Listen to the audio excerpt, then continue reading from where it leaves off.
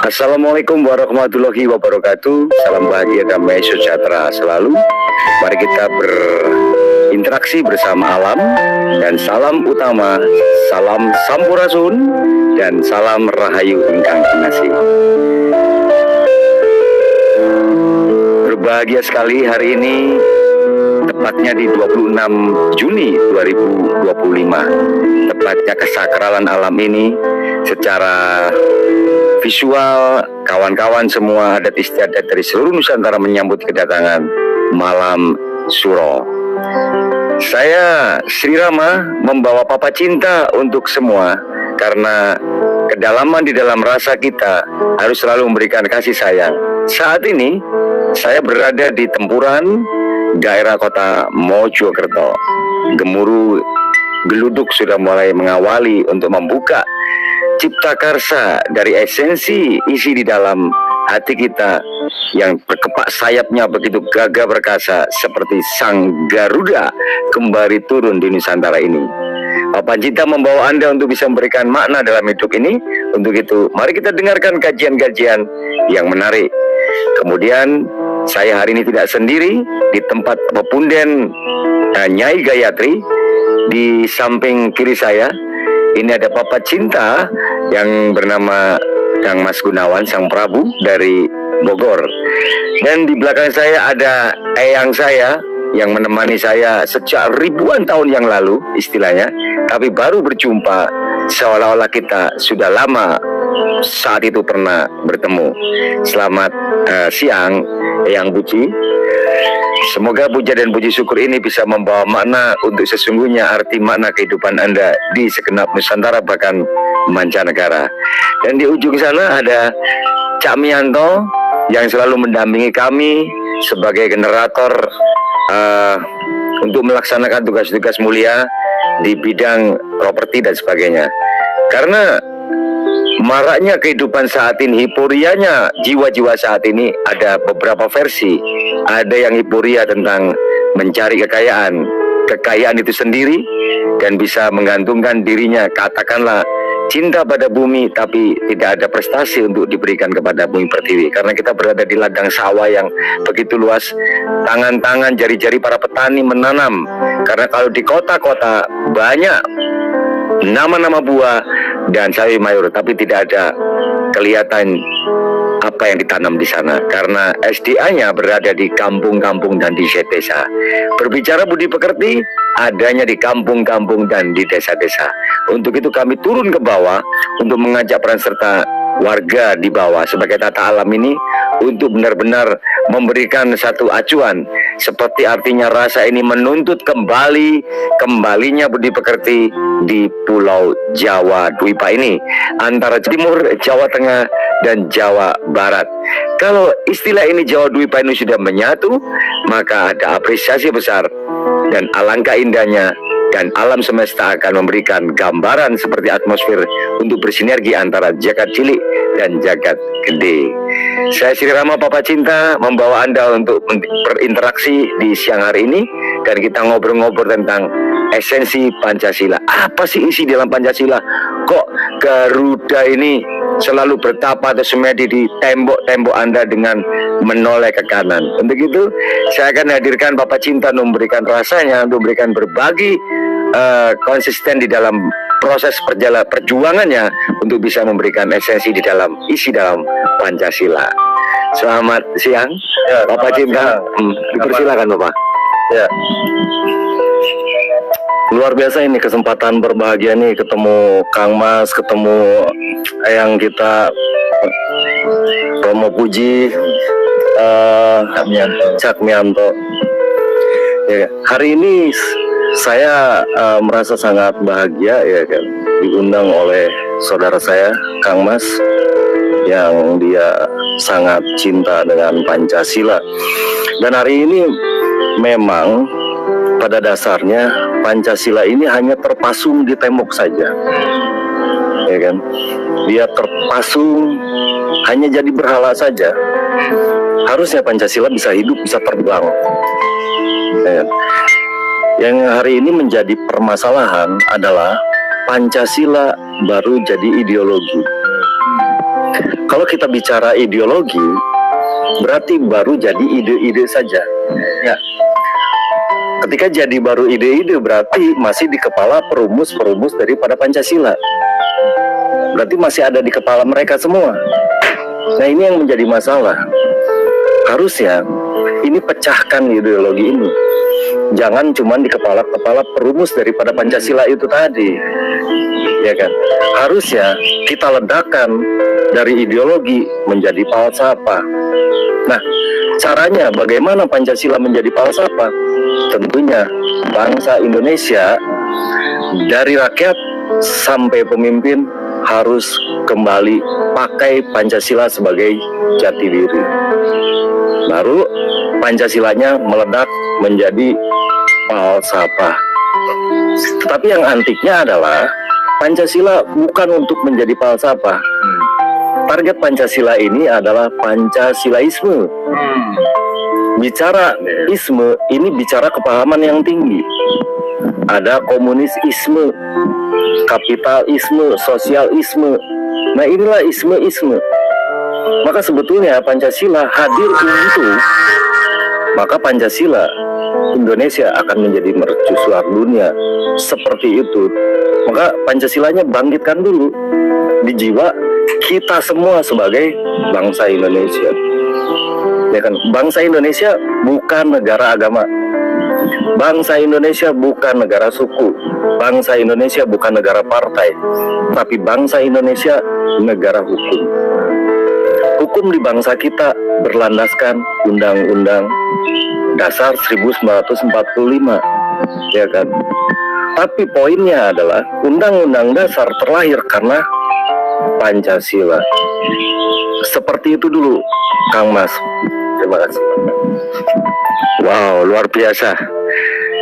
Saya mendengar ada suara-suara Garuda yang dilantunkan oleh Sang Prabu kita tadi, yang mana bisa mengoyak dalam misteri gagasan-gagasan jitu brilian di dalam jiwa itu sendiri. Karena mahkota saat ini bukan kelihatan mahkota yang dipakai para raja-raja, tapi mahkota saat ini ada di dalam jiwa, yaitu otak kecil dan kecerdasan, itulah yang tumbuh.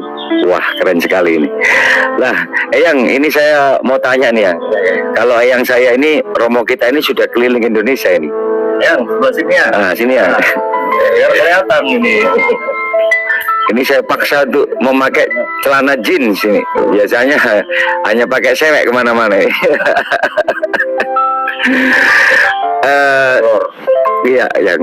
Saya pengen tahu, Yang, alam semesta ini bisa bersinergi dengan kejadian kepada manusia, sinerginya. Kejadian kayak bencana alam, tsunami, gunung meletus. Apakah bisa diceritakan, Yang?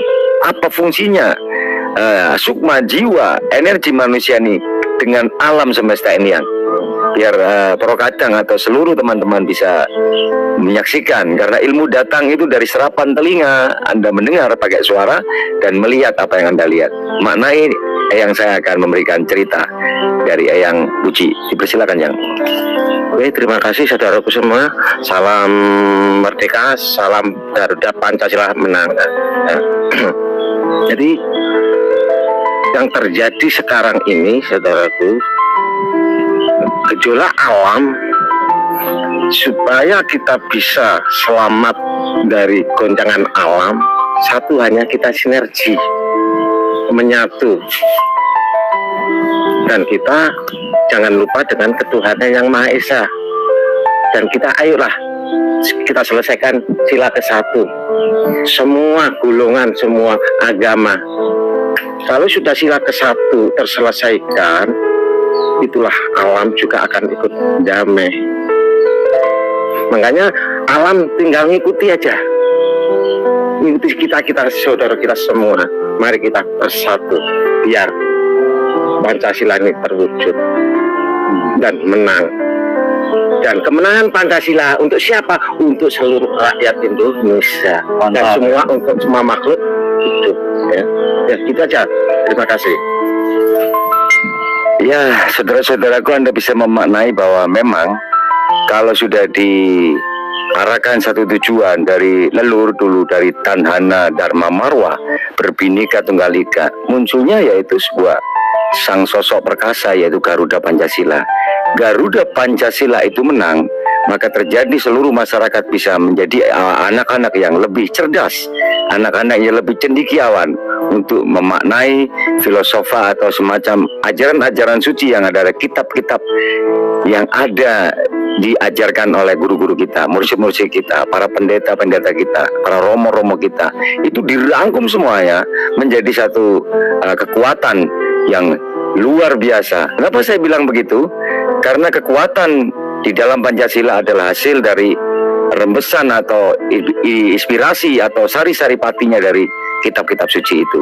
Nah, bagaimana cara bisa menyatukan ini? Nah, Papa Cinta akan Sang Prabu akan menceritakan apa kita harus melakukan kehikmatan, karena dalam sila keempat ada kerakyatan yang dipimpin oleh hikmat. Ini gimana Bapak Cinta? Dipersilakan. Ya, ini sangat menarik nih Kang Mas.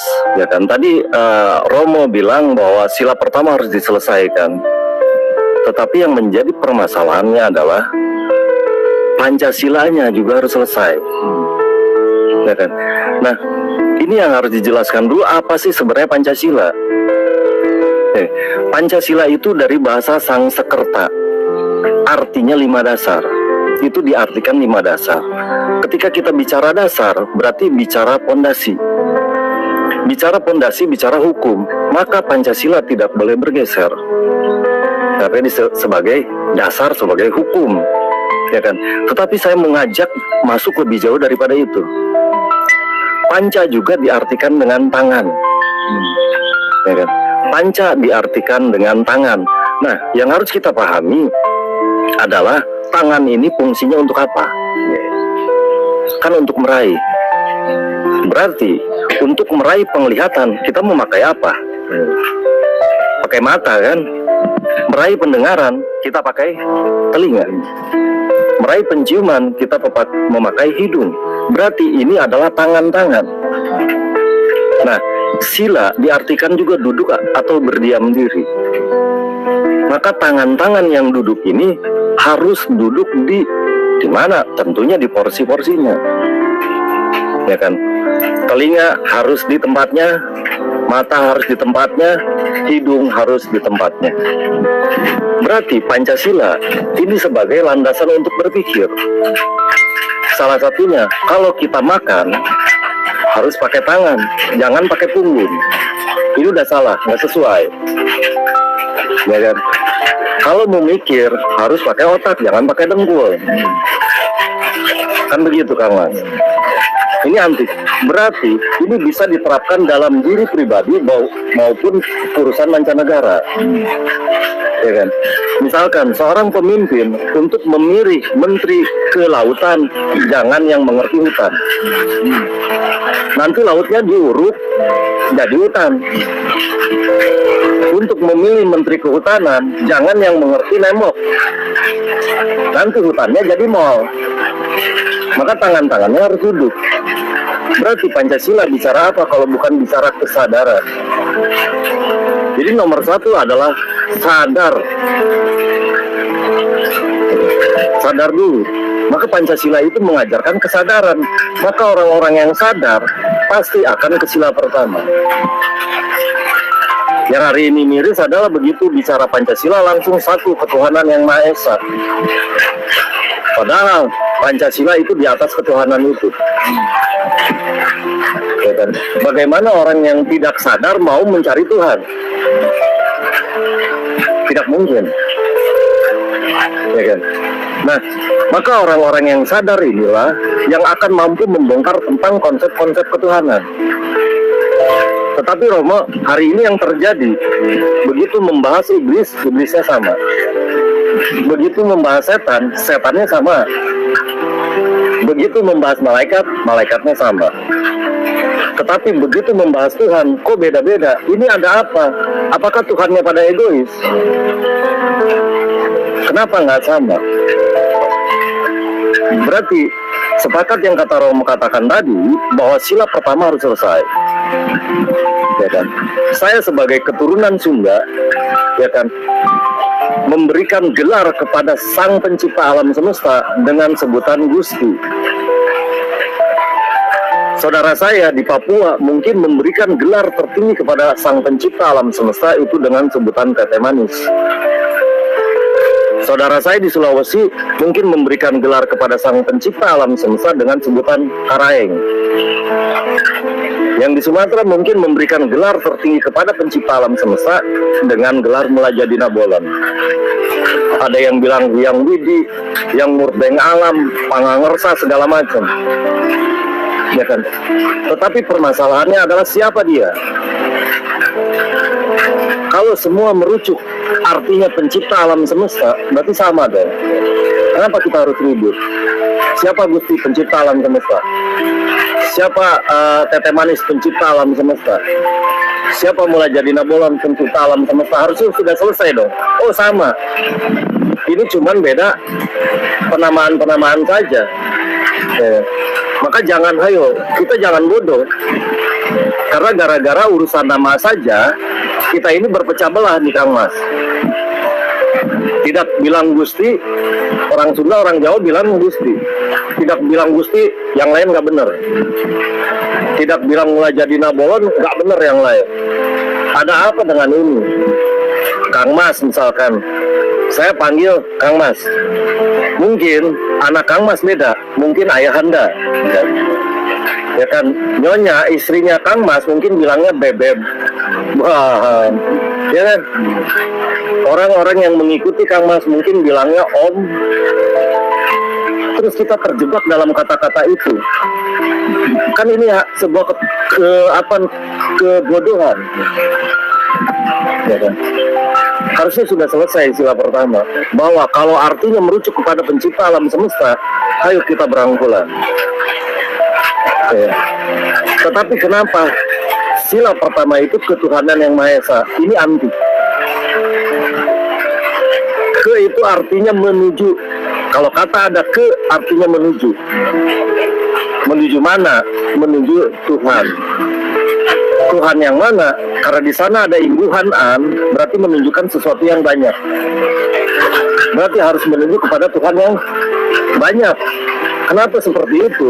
Karena bangsa kita menyebutkan nama-nama Sang Pencipta alam semesta banyak.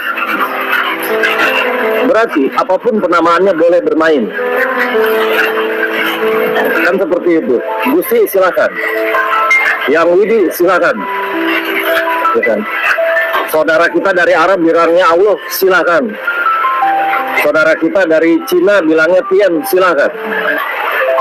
Saudara kita dari Barat bilangnya God, silakan. Silakan bermain. Ya kan? Tetapi bukan untuk menjas sebuah penamaan bahwa ini loh yang paling benar, ini loh paling benar. Nah ini nih bangsa kita ini.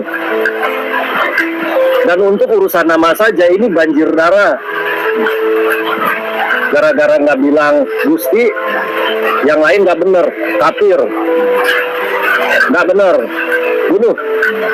Ini yang terjadi. Ini untuk urusan nama banjir darah. Di mana pikiran kita? Bangsa kita tidak mengenal namanya Allah, tidak. Karena Allah ini produk bangsa kita, bangsa saudara kita dari Arab. Maka tanya sama orang Arab, siapa Allah? Pasti jawabannya Sang Pencipta alam semesta, bukan? Tanya orang Cina, Tien itu siapa? Pasti pencipta alam semesta. Tanya God itu siapa? Kita jangan tahu. Pasti jawabannya pencipta alam semesta. Kalau itu sama, kenapa kita nggak berangkulan? Karena penamaan-penamaan Tuhan saja ini tercatat dalam sejarah kurang lebih 12.000 sampai 14.000 penamaan. Kita repot, ini manggil Om, saya manggil Kang Mas, ini manggil Bebek, kita ribut di situ. Orangnya ini juga. Ini yang aneh. Nah balik lagi, kenapa ketuhanan? Berarti menuju kepada Tuhan yang banyak. Tetapi di sana dikunci oleh yang Maha. Nah ini yang antik. Bicara Maha, artinya pemilik. Jadi kalau ketemu kata Maha, artinya pemilik. Maha suci berarti pemilik kesucian. Maha kaya berarti pemilik kekayaan. Jadi mau menyebutkan nama apapun harus menemukan yang maha. Kalau udah menemukan kata maha berarti pencipta alam semesta. Seperti itu ya. Nah, berarti mau belajar Tuhan yang mana silakan, mau belajar Gusti silakan, tapi mampu nggak menemukan yang maha? Kalau tidak mampu menemukan yang maha, balik arah. Mungkin guru kita ngopinya kurang kental. Harus menemukan yang maha. Mau belajar Gusti, mau belajar mulai jadi Nabolon, mau belajar God, mau belajar Allah, mau belajar Tuhan, silakan saja. Tapi mampu nggak menemukan maha? Kalau tidak mampu, balik arah. Ya kan, berarti pencipta alam semesta. Nah, cirinya sih yang sudah mengerti pencipta alam semesta, ajarannya Esa. Ini anti. Esa diartikan satu. Padahal Esa itu artinya meliputi atau satu kesatuan. Berarti mau belajar Tuhan yang manapun silahkan bermain, tapi mampu nggak ajarannya mempersatukan? Kalau tidak mempersatukan, balik arah. Belajar Allah silahkan, mampu nggak mempersatukan? Kalau tidak mampu, balik arah. Mungkin guru kita belum ngopi, kopinya kurang kental, Kang Mas. Ya kan, mau belajar God silakan, mau belajar Tien silakan, mau belajar Gusti, mulai jadi Nabolon, yang urbeng alam silakan. Tapi mampu nggak ajaran itu selalu mempersatukan? Kalau tidak mampu mempersatukan, tinggalkan. Pasti gurunya belum ngopi. Miris bangsa kita ini harus selesai ya, sila pertamanya juga. Terus ketika misalkan kita bicara tentang Tuhan, konsep Tuhan, apa yang kita ingat? Yang kita ingat pasti perintah dan larangan. Bicara perintah dan larangan, ini bicara dua mata sisi uang. Ya kan? Misalkan perintahnya suruh makan, larangannya jangan makan. Berarti bicara perintah dan larangan bicara tentang sebuah aturan. Nah, aturannya yang mana? Aturan dari ajaran Sang Pencipta adalah aturan yang tidak saling merugikan satu dengan yang lainnya. Itu baru ajaran Sang Maha. Ya. Ajaran Sang Maha untuk tidak saling merugikan satu dengan yang lainnya.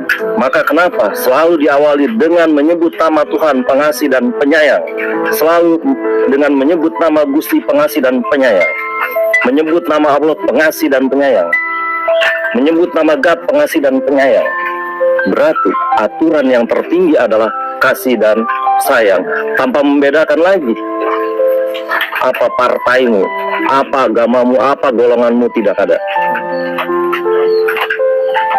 Harusnya kita udah selesai di sana. Kenapa kasih sayang? Kenapa kasih sayang dan minta tidak ada? Karena kalau kita selalu mengasihi, menyayangi, siapa yang dirugikan?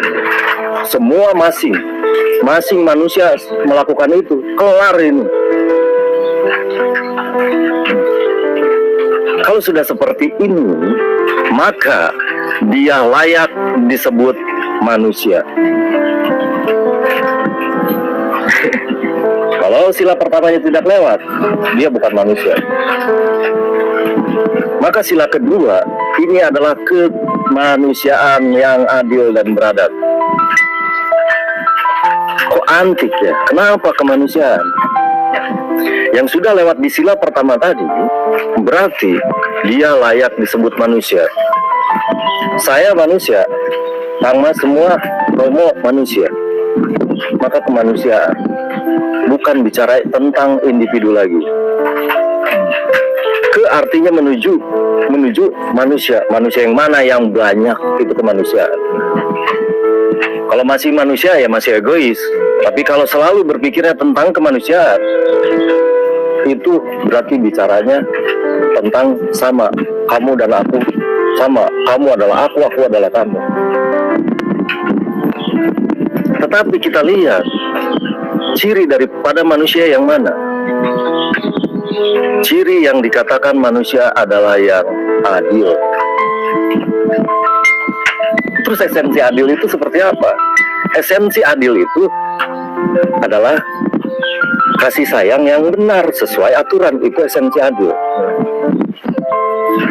Di sana bicara sesuai porsi, di sana berbicara terima kasih, di sana bicara kapan bertindak, kapan diam, itu adil. Sesuai fungsi, itulah adil. Jadi adil itu adalah kasih sayang yang benar sesuai aturan. Maka cirinya manusia adalah yang adil. Apakah kita sudah menyentuh itu? Untuk menyentuh itu kan harus lewat sila pertama, paham tentang esensi ketuhanan. Tetapi manusia yang adil dikunci lagi oleh apa? Oleh adab. Manusia yang adil dikunci oleh adab. Bicara adab apa? Bicara etika dan moralitas. Maka manusia yang sudah adil pasti hidupnya beradab. Dia akan beretika, etika dan moralitas. Dia akan menjaga perkataannya, dia akan menjaga perbuatannya agar tidak menyakiti saudara kita yang lain. Baru lengkap dia menjadi manusia. Maka yang seperti ini, ya kan, jangan bicara tentang manusia memanusiakan manusia. Berpikirlah sudah belum kita menjadi manusia secara esensi daripada Pancasila. Kalau belum, ayo kita jadi manusia. Kapan menjadi manusia? Kita tunggu. Ini Pancasila ini bukan kaleng-kaleng ini. Kita yang membuang Pancasila itu terpasung di tembok saja. Maka yang sudah seperti ini, maka otomatis dia akan bersatu. Maka terjadilah sila yang ketiga, persatuan Indonesia. Dulu saya pusing ini, bagaimana ini perumus ini? Kenapa persatuan Indonesia? Sementara Indonesia cuma satu. Kalau persatuan pulau-pulau di Indonesia saya mengerti. Persatuan batu-batu di Indonesia saya mengerti. Ini persatuan Indonesia yang jelas-jelas Indonesia cuma satu. Ya kan? Ini apakah bodoh gitu kan? Ternyata saya yang bodoh. Maka saya sering contohkan ada barang yang namanya Indomie. Ini bukan ngomongin produk bukan iklan. Ada produk namanya Indomie. Indo artinya campuran. Berarti yang disebut Indomie adalah campuran mie. Di sana ada bumbu, ada ini segala macam. Maka bangsa Indonesia kenapa disebut Indo? Indo itu artinya campuran atau blaster. Maka bangsa kita sudah tidak ada yang asli. Campuran India, Belanda, Cina, itu Jepang di sini. Maka dibilang Indo. Nah, ini yang antiknya. Bicara Nesia. Bicara Nesia, bangsa kita udah ganti peradaban berapa kali. Dengan nama Nusantara, Polinesia, atau mungkin digadang-gadang Lemuria dulu. Bicara sebuah peradaban, berarti bicara manusia. Tidak ada peradaban kalau tidak ada manusia. Jadi saya simpulkan, Nesia dari kata manusia, itu yang biar gampang aja. Berarti sila yang ketiga adalah persatuan campuran manusia. Apakah bicara Sabang sampai Merauke saja? Tidak. Berarti Pancasila bicara dunia. Ajaran bangsa kita tidak ada yang ajaran ecek-ecek. Ya kan? Gerbangnya adalah Sabang sampai Merauke. Itu gerbang kemerdekaan. Merdekanya dunia terbebas dari segala penjajahan. Itu misi dari Pancasila. Maka kenapa Pancasila? Targetnya adalah Pancasilaisme. Untuk mengalahkan semua isme-isme di dunia. Seperti itu Kang Mas. Nah, maka ayo kita berpikir yang waras, berpikir yang cerdas. Dan kalau belajar harus pakai nalar, pakai akal sehat. Kalau tidak masuk di akal sehat, ajarannya halu, bagaimana kita bisa implementasikan di kehidupan kita sehari-hari? Bohong. Ini tidak mungkin gitu. Maka ketika apapun kita pahami, kita belajar sama siapapun harus masuk di logika, harus masuk di nalar, harus masuk di akal sehat agar mampu dipraktekkan dalam kehidupan sehari-hari. Nah, kalau sudah terjadi persatuan, maka baru sila keempat, kerakyatan. Sudah tidak ada manusia lagi, sudah tidak ada bicara individu, sudah menjadi kerakyatan. Kerakyatan Sunda, kerakyatan Jawa, Madura, ini kan kerakyatan. Tapi yang antiknya, namanya kerakyatan berarti campur kumpulan manusia-manusia tuh. Suatu saat bisa bermasalah nggak? Bisa. Maka kerakyatan ini harus ada pemimpinnya. Maka ya, sila yang keempat adalah kerakyatan yang dipimpin oleh siapa? Presiden bukan, oleh RT bukan, oleh lurah bukan, tapi kerakyatan yang dipimpin oleh hikmah. Apa itu hikmah? Adalah kepahaman. Berarti siapapun yang harus jadi pemimpin secara sila keempat adalah pemimpin harus punya kepahaman.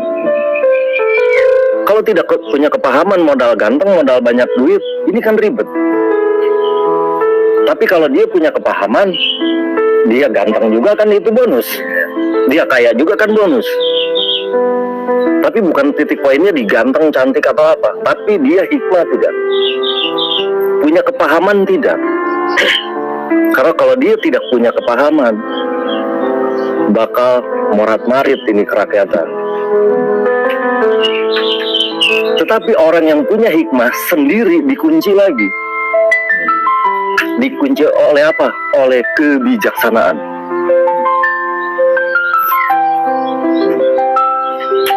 Jadi hikmah aja belum cukup.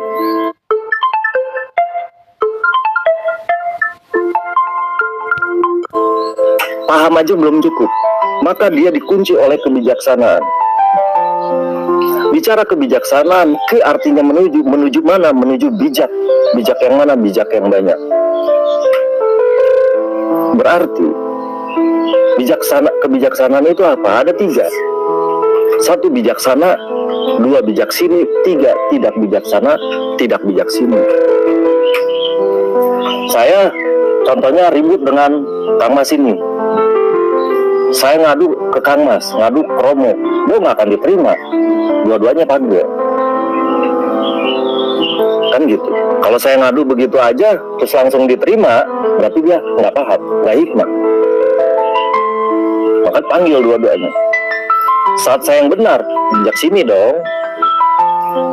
Ternyata saat Kang Mas yang benar, bijaksana. Tapi kalau dua-duanya salah, tidak bijaksana, tidak bijak sini, kita dijitak dua-duanya. Kamu dua-duanya rese.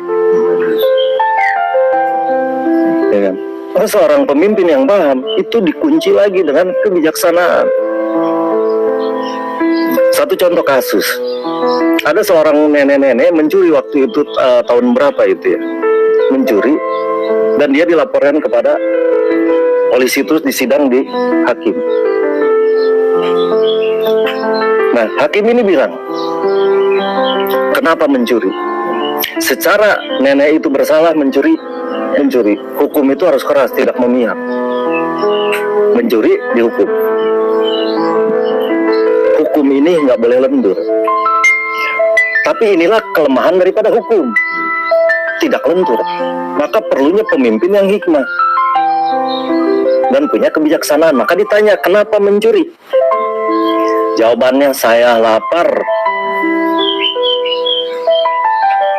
Akhirnya yang terjadi apa? Nenek itu dijatuhi vonis harus dihukum. Tetapi semua yang ada di sidang pun dihukum. Karena kenapa? Membiarkan ada satu manusia yang kelaparan. Dan nenek itu dihukum dengan dia menerima uang, termasuk hakimnya bayar. Kok ada yang kelaparan? Saya nggak tahu. Berarti di sidang itu divonis sama hakimnya semua bersalah. Nenek pun bersalah. Hukuman nenek harus terima uang dari kita. Ini kebijaksanaan. Kalau pemimpin tidak punya hal yang seperti itu, dia tidak layak jadi pemimpin. Maka orang yang punya kebijaksanaan adalah kerakyatan yang dipimpin oleh hikmah kebijaksanaan dalam permusyawaratan perwakilan. Jadi ketika ada masalah, maka orang-orang seperti ini, manusia-manusia seperti ini yang berhak mewakili musyawarah. Kalau bukan itu barangnya, nggak bisa. Dan dia adalah perwakilan, jadi nggak perlu demo-demo banyak orang. Kalau pemimpinnya sudah hikmah. Tetapi gelarnya boleh nggak RT? Kan boleh. Gelarnya boleh nggak presiden? Boleh, itu kan jabatan. Tapi barangnya mana? Yang hikmahnya. Yang terpenting kan yang hikmahnya dan punya kebijaksanaan itu. Tentunya sudah proses dari Pancasila tadi. Sadar. Maka kerakyatan yang dipimpin oleh hikmat kebijaksanaan dalam permusyawaratan perwakilan, maka dialah yang berhak menyandang nama wakil-wakil kerakyatan. Gimana yang terjadi wakil rakyat kita yang sekarang? Apakah dia punya hikmah? Apakah dia punya kebijaksanaan? Ayo introspeksi. Jangan-jangan kita cuma judi coblos, atau karena serangan pajar. Ini miris. Terus bagaimana caranya sila keempat ini terjadi? Dari tatanan yang kecil. Misalkan kita mau memilih RT, RT pasti dianggap yang paling terbaik di antara kita, maka dia jadi RT. Terus kemudian bagaimana cara memilih RW? Tadi warga udah nggak usah milih lagi, cukup RT saja yang memilih RW, karena RT ini udah yang paling hikmah. Maka RT memilih RW. Ketika dia menjadi RW sudah pengalaman jadi RT. Terus memilih lurah, cukup RW RT sudah. Di antara RW terbaik jadikan itu lurah. Kenapa dia bisa jadi lurah? Karena udah lewat proses jadi RW. Pengalaman kan kerjanya. Begitupun untuk milih camat, cukup semua lurah yang pilih. Dari semua lurah yang paling hikmah dan punya kebijaksanaan, dia yang layak dipilih. Maka ini kan sortiran. Begitupun untuk memilih bupati wali kota, cukup camat yang pilih. Feeling yang mana dengan gubernur, cukup wali kota bupati yang pilih, itu gubernur. Jadi duduk di gubernur aja dia udah melewati RT, RW, udah pasti hikmah. Pengalamannya luar biasa, seabrek-abrek. Terus bagaimana memilih presiden? Secara Pancasila harusnya gubernur yang memilih presiden, karena gubernur yang mampu menganalisa kerjaan presiden, karena dia selangkah lagi.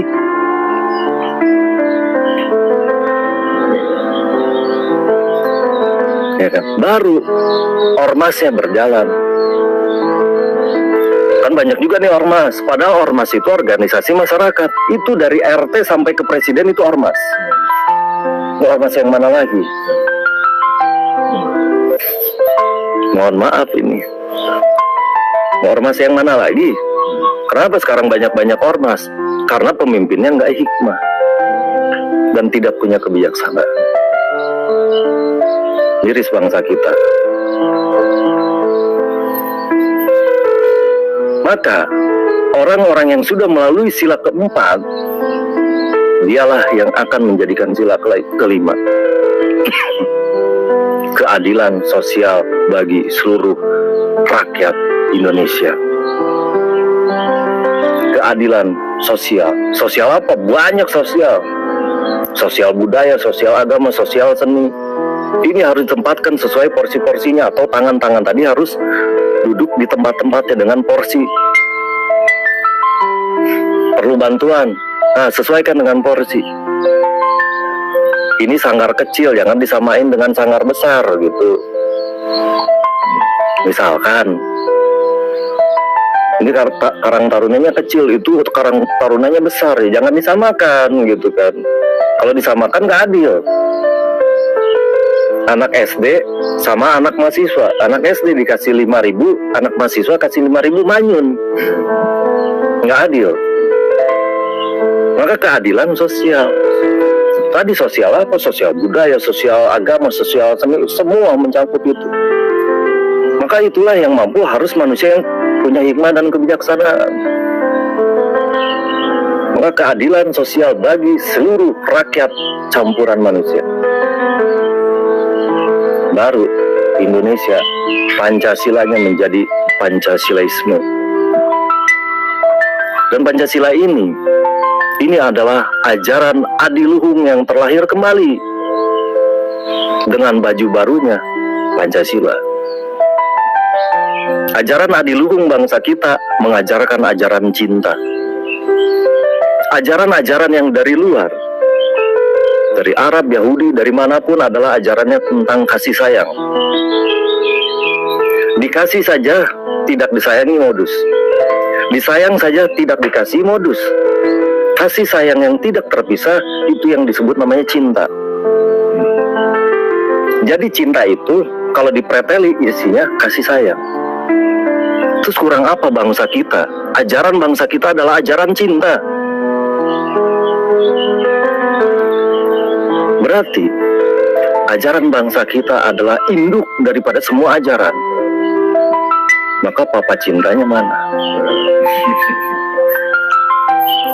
Yang digadang-gadang sekarang anggap aja Raja Wali, rajanya wali. Ini yang antiknya. Garuda ini mampu hidup sampai usia 70 tahun. Tetapi saat usia dia 40 tahun, itu cakarnya sudah panjang dan untuk mencengkeram tidak bisa. Bulu-bulunya itu sudah berat untuk terbang. Dan paruhnya sudah sangat tua menekuk. Maka disinilah, kalau dia seperti itu, dia tidak akan mampu berburu. Maka pilihannya cuma dua, mati atau hidup. Maka Raja Wali atau Garuda akan terbang tinggi mencari tempat yang dirasa aman. Kemudian dia akan hancurkan paruhnya. Dia akan hancurkan paruhnya, dan dia di sana cuman menunggu makanan yang jatuh. Kalau tidak ada makanan yang jatuh, bisa mati juga tuh. Saat paruhnya sudah tumbuh, maka dia akan hancurkan kukunya. Setelah kukunya dihancurkan, dia akan cabuti semua bulu-bulu dia. Dan dia akan berdiam diri selama 150 hari. Ini sangat menyakitkan. Di usia 40 tahun, Garuda ada seperti itu. Dan 40 tahun itu adalah kedewasaan cara berpikir. Ya. Tetapi ketika paruhnya tumbuh baru, sayapnya tumbuh baru, kukunya tumbuh baru, dia jadi Raja Wali, muda penguasa udara lagi. Ini mengajarkan kita tentang sebuah transformasi. Dan orang hebat tidak terlahir dari kemudahan hidup, tetapi dari semua gamparan hidup. Dan saya yakin di sini adalah kita yang dihajar habis-habisan oleh badai kehidupan. Dan Garuda ini lambang penguasa udara. Dia terbangnya paling tinggi, tidak ada yang mampu mengalahkan Garuda atau Raja Wali. Berarti apa pemaknaan di sini? Ini adalah tentang sebuah kepahaman yang tinggi. Ketika Garuda atau Raja Wali melihat mangsa, itu sasaran mati. Walaupun sangat kecil, dia mampu melihat itu. Berarti filosofinya dengan kepahaman yang sangat tinggi, maka kita mampu melihat kesalahan sekecil apapun. Maka ini kenapa perumus-perumus daripada Pancasila ini bukan orang kaleng-kaleng, bukan ecek-ecek. orang agamanya, orang budayanya, kepahaman yang kitabiahnya, ini bukan ecek-ecek. Ya kan? Dan Pancasila lahir dari tetesan air mata, dari tetesan darah dan nyawa. Kenapa kita tinggalkan itu? Ini jati diri kita, Pancasila. Maka harusnya kembalikan Pancasila, pakai Pancasilanya. Hari ini Pancasila tidak dipakai. Bagaimana sila kelimanya terjadi? Tidak mungkin. Solusinya pakai Pancasila. Iya, saya kembalikan nih, kebanyakan ngocen. Sang Garuda sudah turun. Jadi saudara-saudariku, konsep-konsep yang dibangun dalam jiwa ini sungguh sangat luar biasa. Karena Indonesia seperti ada merah dan putih bendera kita. Kalau warna itu dicampur akan menjadi warna pink, yaitu kasih sayang atau cinta. Nah, ini penutup kata cinta ini gimana Cak Mianto setelah mendengarkan Sang Prabu tadi? Ya, terima kasih. Assalamualaikum. Terima kasih Kang Mas Rama yang telah memberikan waktu kepada saya. Ya, Kang Mas Papa Cinta, Kang Mas Puji. Ya, ini saya berikan ulasan sedikit tentang cinta. Benar ya sekali yang dikatakan oleh Papa Cinta. Cinta itu adalah persatuan antara kasih dan sayang. Itu betul sekali. Karena tanpa kasih sayang, cinta tidak akan terwujud. Dan untuk ini semua yang diobrolkan kita tadi, semuanya adalah kebaikan.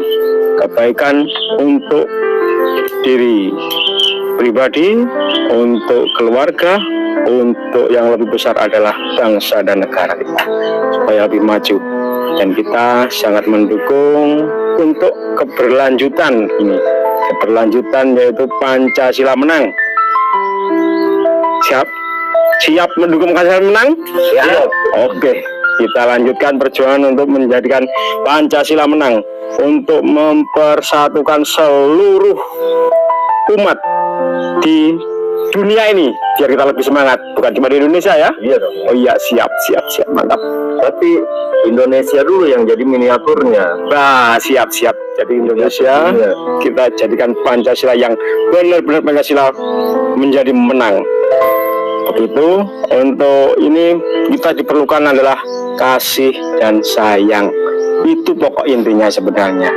Jadi kalau kita sudah menciptakan kasih dan sayang, semuanya akan damai, tentram, sehingga menjadikan Pancasila menjadi menang. Seperti itu. Jadi kita, ya saya Mianto yang biasa ya berkelana lah intinya, sama mungkin juga hampir sama dengan Kang Mas Puji yang berkelana ke sana ke sini untuk melihat ya mana nih udah ke sana ke sini. Ya. Jadi lebih akan kita tahu apa yang terjadi di mana-mana itu. Ternyata yang menimbulkan yang pertama adalah kerusuhan, tawuran dan sebagainya adalah karena kurangnya kasih sayang, kurangnya cinta. Kalau sudah timbul cinta di semua tempat tidak akan ada yang namanya yaitu perpecahan. Maka dari itu dengan kasih dan sayang, dengan wujud cinta kita wujudkan perdamaian. Itu mungkin yang dapat saya sampaikan, tidak banyak. Kalau sudah disampaikan oleh Kang Mas semua tadi, semuanya adalah bagus. Itu yang diharapkan oleh masyarakat yang paling bawah, yaitu kasih dan sayang untuk kedamaian.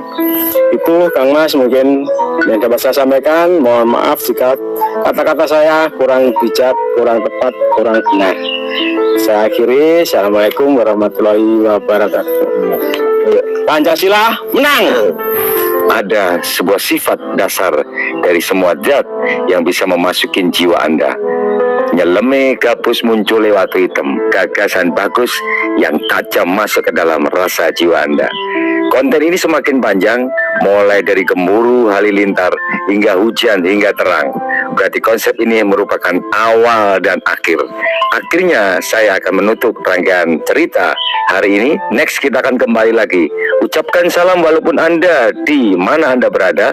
Mahasiswa dunia artinya kapal-kapal yang berjalan mencari suatu jati diri ini, yang dibawa jiwa-jiwa manusia yang ingin mendapatkan kelanggan hidup dan pencari Tuhan.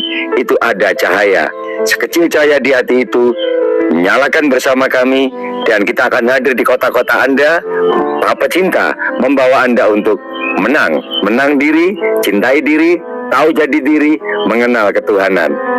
Sampai jumpa dan sampai bertemu lagi. Salam bahagia, Pancasila menang.